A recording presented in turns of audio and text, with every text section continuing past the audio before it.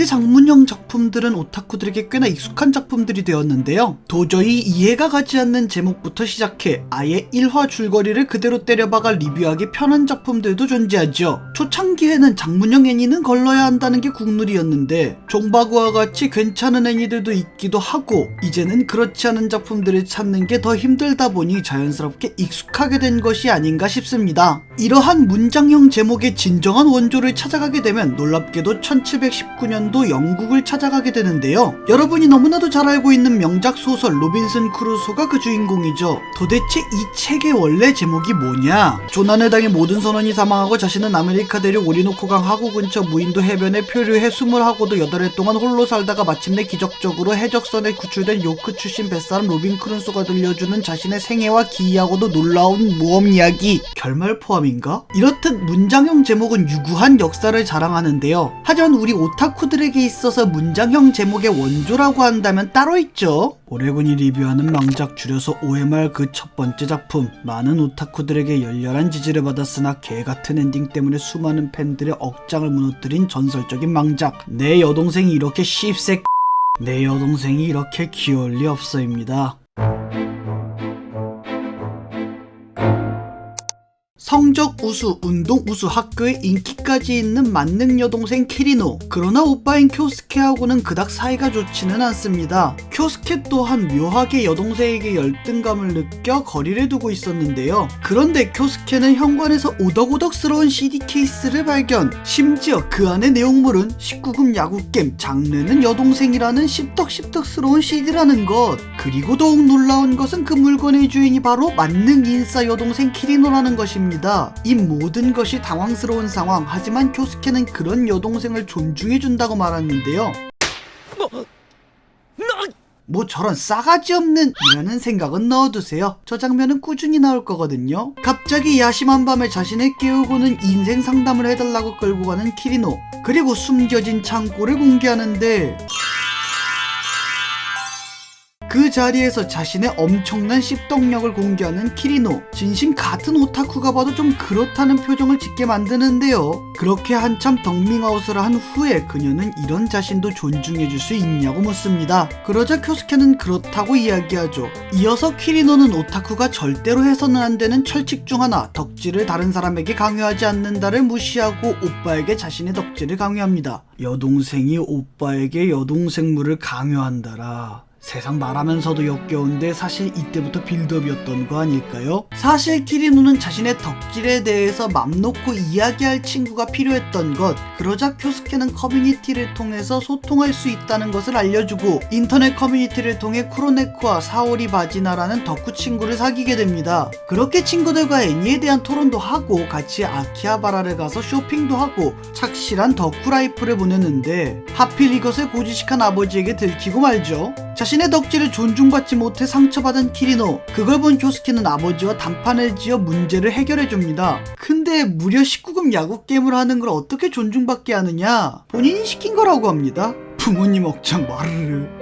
여기까지가 내역이 1기 1화에서 3화까지 이야기인데요. 사실 이후의 스토리 전개도 비슷합니다. 덕질을 하다가 절친한테 들켜서 오빠가 해결해주고 자신이 쓴 소설이 애니화가 되었는데 난도질 당할 각이 보이니까 오빠가 도개 잡아가 해결해주고 막판에 아키하바라 가서 약겜 사다 주고 미국 가는 거를 막아주기도 하고. 도라에몽인가? 1기에 대한 감상평을 짧게 이야기하자면 호불호가 확실히 갈릴 작품? 우선 저는 불호라는 거. 1기는 럽코가 아니네? 라는 것입니다. 간단한 줄거리 요약에서 아시겠지만 오빠 료스케가 여동생 키리노의 덕질을 위해 이것저것 해주면서 둘의 관계가 회복되어 간다는 일상물에 가깝지. 이게 뭐 주조연들과 꽁냥꽁냥하는 럽코의 느낌이 거의 나지 않아요. 뭐 굳이 얘기하자면 6화를 통째로 쓴 평범한 경캐 타무라 미나미 정도? 남은 캐릭터들은 류스케보다는 키리노 쪽에 연관이 되어 있다 보니 그러다 보니 그 소문의 쿠로네코와 아야세와의 관계는 어떻게 됐는지 저는 좀 당황스러웠습니다. 그러면 호불호는 무슨 이야기냐? 당연한 얘기겠지만 쿄스케가 키리노를 위해 저렇게 흑우짓을 하는 것 자체, 그리고 키리노의 캐릭터성 자체가 호불호가 갈리는 부분이 있고요. 제 개인적으로 불호에 가까운 이유는 내역이 초반 전개들이 이후 양산돼서 나오는 요소들이다 보니 뻔하다 라는 느낌을 받은 것도 있고, 무엇보다 일기가 던지는 주제 덕질은 나쁜 게 아니야 우리 방방바 잘해 때문입니다. 애초에 여동생 야구겜을 가지고 미성년자가 존중해주세요 하는 것부터가 좀 그렇고요. 뭐랄까 작가 본인이 저렇게 덕후라고 욕을 많이 먹고 다녔나 하는 생각이 들 정도로 너무 노골적으로 어필하는 것도 좀 있고, 무엇보다 우리는 이미 엔딩을 알고 있기 때문에 이건 뒤에 가서 이야기합시다. 다만 어디까지나 호불호의 영역이지 이것 자체가 나쁘다는 것은 아닙니다. 당연히 그렇게 이 작품이 원작부터 인기가 있었던 거 아닐까요? 그리고 저도 여기서 멈췄어야 하는 거 아닌가. 미국에서 다시 돌아온 키리노. 응? 아까는 미국 가는 걸 막아주었다고 하지 않았나? 사실 이 작품은 엔딩이 A, B 이렇게 두 개가 있는데, B 엔딩이 결국 미국에 가는 키리노를 쿄스케가 나중에 따라가서 키리노를 다시 일본으로 돌아오게 만든다는 전개입니다. 이 루트에서 쿠로네코랑 열심히 꽁냥꽁냥 거리기도 하더라고요. 이기는 이 B 루트로 진행을 합니다. 여튼 돌아와서 이런저런 덕질도 하고, 게임하다가 친구랑 관계가 틀어질 뻔했지만 얀데리력으로 관계가 회복되기도 하고, 덕질 친구의 반전 매력도 확인하고, 미국에서 사귄 친구랑 같이 지내기도 하고 등등 아주 착실한 오타쿠 라이프를 보내는데요. 그때 갑자기 키리노가 료스케에게 자신의 남자친구 역할을 해달라고 부탁을 합니다. 이유는 즉슨 모델로 캐스팅 요청을 거절하기 위해 남친이 있다고 거짓말을 해버렸기 때문. 그래서 남친 역할로 거절도 하고 데이트까지 하게 됩니다. 그렇게 우여곡절이 지난 후 키리노는 이런 발언을 하는데요. 次からは本当の彼氏に頼むから 이 발언에 심란한 쿄스케. 심지어 이러고서 남친 후보자도 등장해 그의 심란한 마음은 배가 됩니다. 그리고 진짜 얼마 안 가 그 사람이 남친이라고 집에 데려오기까지 하는데, 처음에는 존중해주나 했는데 얼마 못 가 여동생을 못 넘겨준다고 깽판을 치고, 알고 보니 오빠에게 자신의 마음을 이해시켜주기 위해 이런 남친인 척을 해달라고 연기한 것이라고 밝혀집니다. 자, 여기서 잠시 컷 좀 하고, 여러분들은 지금까지의 전개를 어떻게 보십니까? 저는 3D로 솔직히 당황스러웠습니다. 여러 이유가 있지만 가장 큰 건 갑작스런 장르 변화. 앞서 이야기했듯 본 작품의 장르는 럽코 색채가 거의 없었습니다. 어디까지나 덕밍아웃의 도움으로써 세상에 나쁜 덕후는 없다를 찍는다는 게 중심 스토리였죠. 그런데 그런 내용은 온데간데 없이 사라지고 뜬금 럽코 분위기를 풍기니 개인적으로 좀 많이 당황스러웠습니다. 그래도 지금 빌드업을 해야 뒤에 가서 두 명의 감정선이 이해가 되고, 私と付き合ってください 네, 놀랍게도 이렇게 키리노 빌드업을 계속하는 줄 알았는데 뜬금 쿠로네코로 선회를 하네요. 물론 쿠로네코랑 썸씽이 꽤 있는 편이긴 한데 이렇게 급커브를 트는 건 너무 당황스러운데, 더 놀라운 건 付き合うか 저는 진심으로 당황했습니다. 뭐랄까 급전개 같더랄까요? 쿠로네코는 그렇다 치고 쿄스케는 도대체 왜? 라는 생각이 들었습니다. 다행히게도 쿠로네코와 쿄스케는 데이트를 진행하면서 서로에 대한 사랑을 더 깊게 나누는데요. 어떻게 보면 커플링 중에서 가장 잘 어울리고 감정선이 이해가 되는 커플이지 않나 싶습니다. 실제로 보는 내내 이 작품을 보면서 몇 안 되는 힐링을 했었죠. 물론 그 힐링이 킬링이 되는 건 그리 오래 걸리지 않았습니다.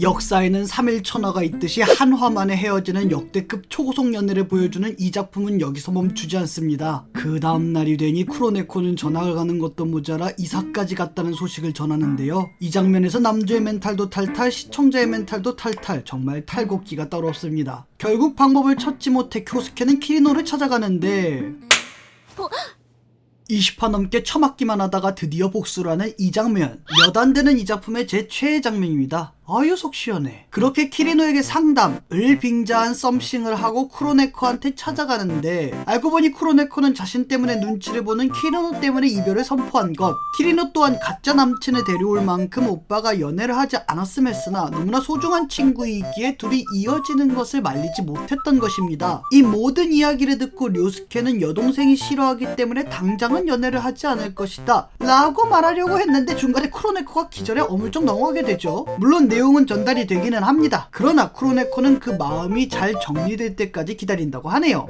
뭐 솔직하게 얘기해서 대단히 짜증은 나기는 하는데 아예 납득이 안 가는 건 아니었습니다. 앞서 가짜 남친 사건을 통해서 료스케가 거울 치료를 시게 받았으니 료스케가 당장 쿠로네코의 마음을 받지 않는다는 것도 납득 가능한 선이고, 쿠로네코 역시 키리노와 료스케에 대한 감정선을 여럿 보였기에 납득 가능한 선이고요. 무엇보다 쿠로네코가 포기하지 않는다고 하기도 했고 주인공도 아직 마음이 있는 듯 하니 희망을 가진만 하지는 않나. 엔딩을 알고 있는 입장에선 다 부질없지만. 이후 쿄스케와 키리노가 데이트를 한 것을 부모님에게 들키게 되고 어머니는 이 둘 사이가 너무 좋아진 것에 대해서 의심을 하는데요.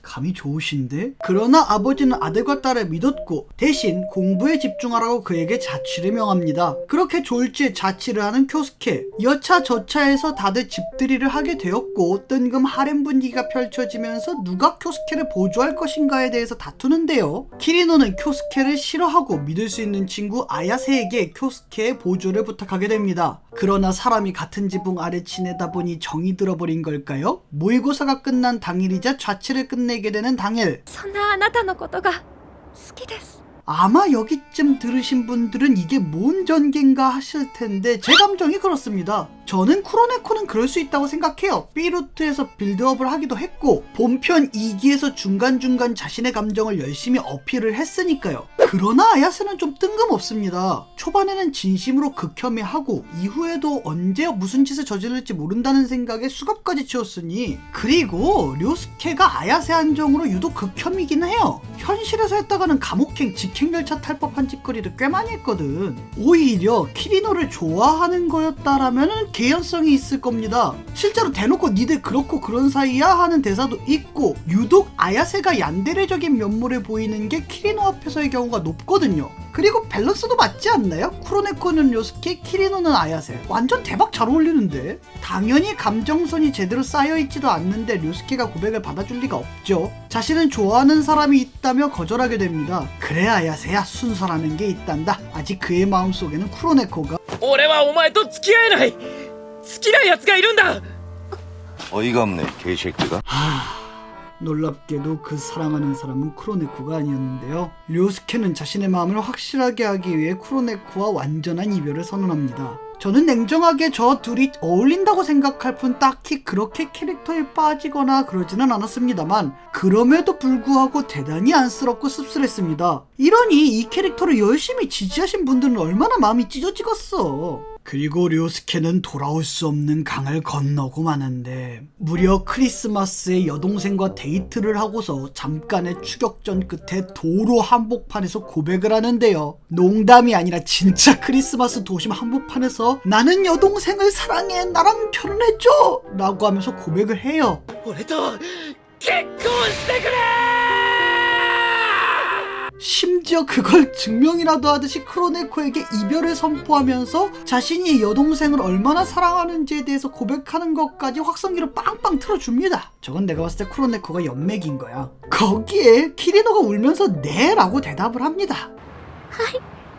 이 장면을 보면서 들었던 저의 생각은 야, 누가 제대로 인터넷에 박제 안 시키나? 라는 생각밖에 안 들었습니다. 사실 이런 고백씬은 냉정하게 보면 다소 창피하고 오글거리는 씬들입니다. 비단 고백씬뿐만 아니라 하이라이트에 가까운 씬들을 보면은 냉정하게 되게 오글거리는 경우가 많아요. 그러나 우리가 볼 때만큼은 그런 오글거림, 현실 자각 같은 걸 하지 않고 오히려 감동을 받죠. 이유는 그 대사, 상황이 만들어지기까지의 빌드업이 있기 때문입니다. 당장 3분기에 핫했던 리코리스 리콜만 봐도 타키나가 복귀하고 싶어하는 간절함과 그러지 못한 절망감, 그리고 그런 타키나를 꾸준히 위로해주고 응원해줬던 치사토, 이러한 감정선의 빌드업이 있었기에 3화에서 치사토가 사람들 보는 앞에서 타키나를 번쩍 들고 위로해주는 씬이 오글거리지 않고 리코리코 하면 딱 떠오르는 명장면이 된 겁니다. 반면 내역이는 어떤가요? 캐릭터에 대한 호불호는 이야기하지 않겠습니다. 이건 진짜 취향의 영역이니까 있으니까요. 아, 왜? 키리노를 좋아할 수도 있지. 물론 저는 아닙니다. 우선 키리노 쪽은 빌드업이 안 쌓인 건 아니에요.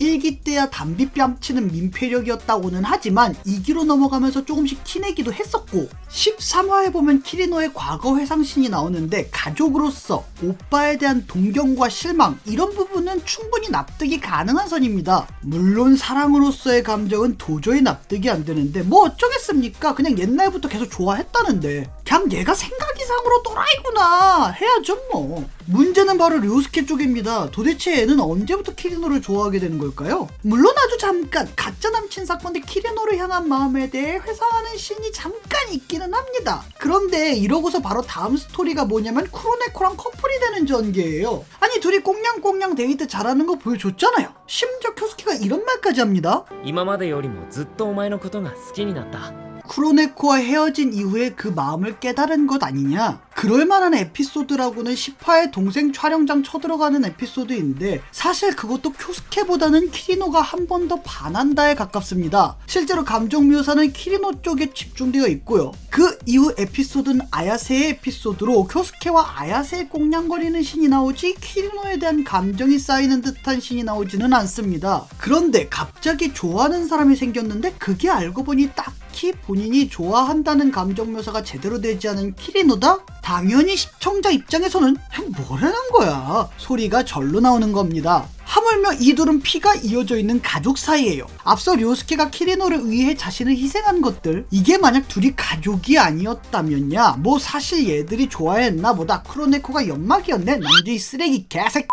그러나 우리는 이들이 가족이라는 것을 인지하고 있기에 서로 연애 감정으로서 저러는 것이 아니라 소중한 가족으로서 저러는 거구나로 받아들이게 됩니다. 왜 있잖아요. 내 동생은 겁나 싫지만 남한테 욕먹는 거는 못 참는다 뭐 그런 거. 끽해봐야 중증 시스콤과 중증 브라콘의 가족 이야기 정도라는 겁니다. 만약 정말 저둘의 사랑을 그리고 싶었다면 진짜 다른 캐릭터들의 개입 없이 온전히 키리노와 료스케의 관계에만 집중을 했었어야 합니다. 그렇게 해도 납득시키기가 쉽지 않았을걸요? 그런데 다른 서브 캐릭터들만도 못한 빌드업을 했으니 몰입을 못하게 되고 자연스럽게 현실적인 이야기를 하게 되는 겁니다. 마지막 화에 둘이 결혼하는 씬도 같은 맥락이에요. 결국 저둘은 결혼식장까지 잡아서는 둘이서 셀프 결혼식을 하고 마침내 키스까지 하게 됩니다. 저 장면에 대한 저의 감상평은 야, 결혼식장만 게이득일 듯? 감동이고 꽁냥이고 뭐 아무것도 없어요. 그저 짜증과 역겨움만 남을 뿐이죠. 심지어 이 다음이 가관인데.